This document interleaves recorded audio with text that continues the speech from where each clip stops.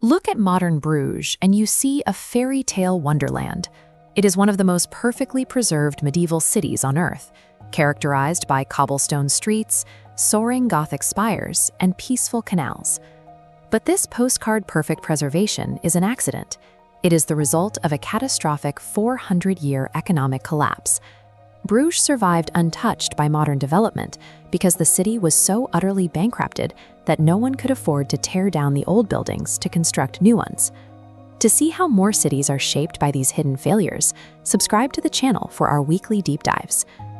Bruges is a city literally frozen in time by its own ruin. From the 12th to the 15th centuries, Bruges was the center of European commerce and the financial capital of the Western world. This map shows the geographic monopoly that made this possible. A natural tidal inlet called the Zwin Channel connected the inland city to the North Sea.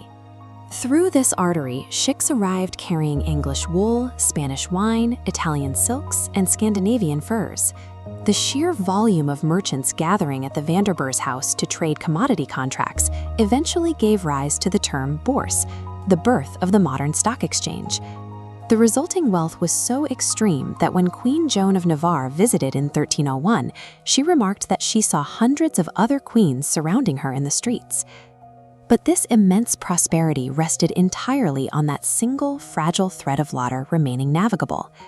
In the late 15th century, nature dealt the city a blow it couldn't survive. Constant deposits of mud and sand began to silt up the Zwin Channel, making it shallower and narrower year after year. Citizens tried desperately to fight back, digging new canals and building outposts like Dam further down the channel to unload cargo, but it was a losing battle against the accumulating sediment.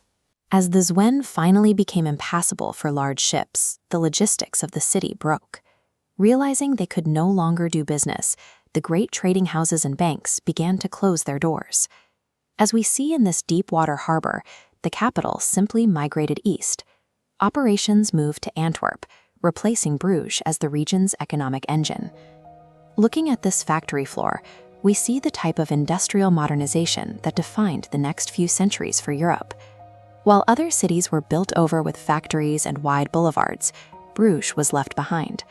For 400 years, the grand palaces were silent and the canals were stagnant.